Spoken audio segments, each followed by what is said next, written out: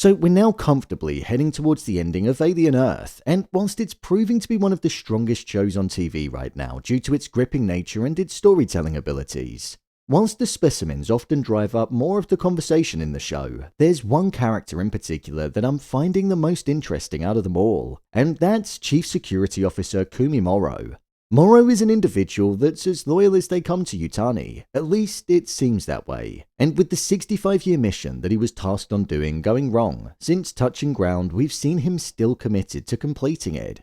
So with him proving to be one of the most interesting characters of them all, I wanted to dive deeper into the character, look at why he's so obsessed with retrieving the species for Yutani, look into his background, and just explain why he's my favourite. So let's get into it.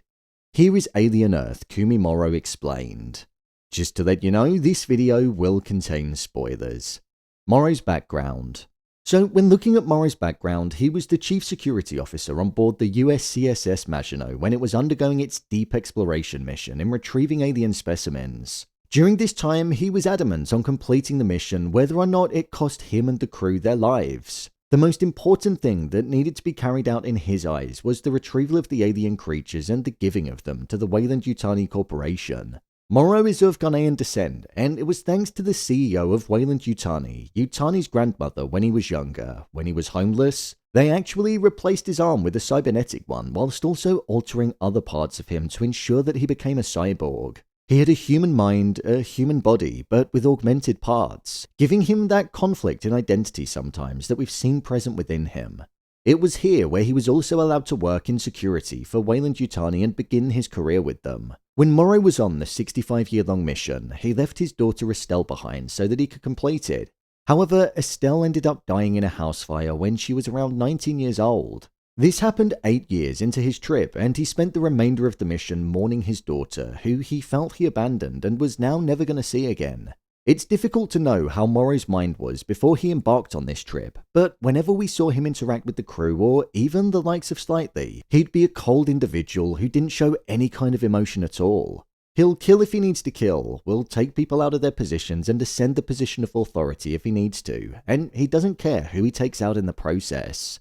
He also has this level of confidence around the likes of the Xenomorph that we've not seen anybody else have. He's able to control the level of fear that he has within him so it doesn't attack, and he's also confident enough to capture it with relative ease. The only time we've actually really seen him show true emotion was when he was reading the letter which informed him that his daughter had died, and also when he was looking over the drawings that she made for him many years ago. Still kept intact and in a safe place, showing that she was his driving purpose and that without her, he was pretty much a broken man.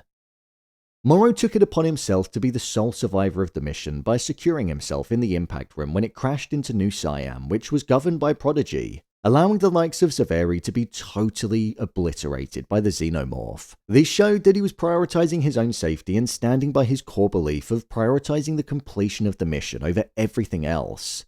This determination that he has to complete the mission is something that stands out when compared to the likes of everybody else that was on board the vessel, and now I want to delve into why that could be. Why Morrow is so determined to get the specimens. The determination that Morrow has is something that I find so interesting. He couldn't just be content with surviving the crash, but instead we've seen that he's so determined to get the likes of the Xenomorphs back to Weyland Yutani, and he's been going about it in different ways, such as trying to get a Xenomorph and the eggs by themselves, then corrupting the likes of Slightly and getting him to sacrifice a human and then bring him the body. So it's something that he's not willing to give up on. The big question that I've got though is why?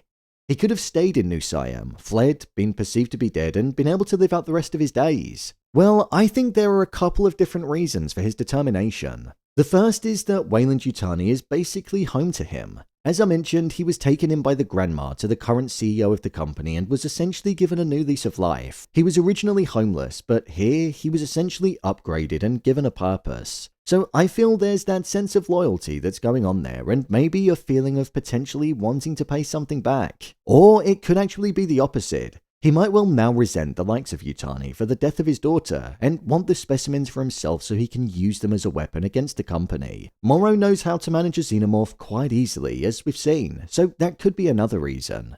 However, the one that I think is the most important is the death of his daughter. He essentially left his daughter so that he could go on this expedition, and it was clear to see in the flashback that they had a close relationship and that leaving her was something that he didn't truly want to do, but he did anyway.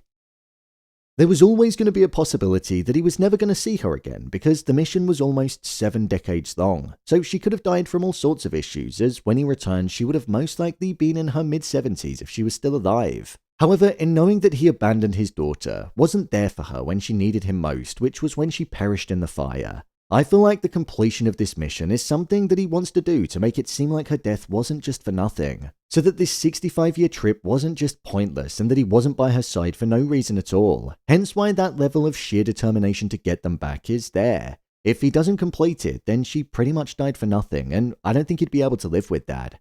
Her death has shaped him into the man that he is in the present day. And in losing the person that he loved most, it's made him become a more selfish individual, meaning he doesn't care who he hurts along the way. There is something to also say about the fact that he didn't reveal to Yutani about the video footage that he saw, which showed that Prodigy CEO Boy Cavalier was trying to corrupt her crew, which had Petrovich essentially release some of the specimens whilst on board the ship, and then also alter the ship, which essentially caused it to crash down into his territory, meaning he'd be able to collect the specimens for himself. This is important information, and it does actually go against what it is that I said earlier on about him being loyal. But with him basically acting like Cavalier and corrupting a member of Cavalier's staff slightly, I wonder if he's just holding on to the information because he's viewing it as a way of being able to play both sides in the way that he wants to. There have been strange interactions between himself and Kirsch over the past few episodes that we've seen. So I'm wondering if this is leading to some kind of battle that's going to be taking place between them, or if we're going to find out that Kirsch is actually working with the likes of Morrow and Yutani because he has this secret desire and ambition to take Cavalier down. If either of those things happen, I think it'll mark a great moment in the show. Morrow's abilities. When it comes to Morrow's abilities, due to him being a cyborg, it means that he has certain enhancements. The one that's been the clearest to see is the cybernetic arm that he has, which replaced his left one. This allows it to operate as a regular arm, but he also alters it so that it changes into certain tools, and most dangerously, a blade. By having that arm, it also means that he gets extra strength, which we've seen when he's thrown things across the room with ease. As well as his arm being altered, within his skull, he has cybernetic implants which allow him to download and store information from the computer which was on board the ship that crashed. Why Morrow is my favourite character?